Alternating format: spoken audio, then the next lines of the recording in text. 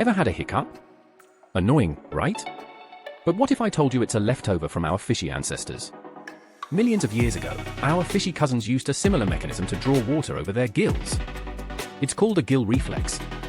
This ancient reflex, now repurposed, might even help protect us from choking. But here's the crazy twist.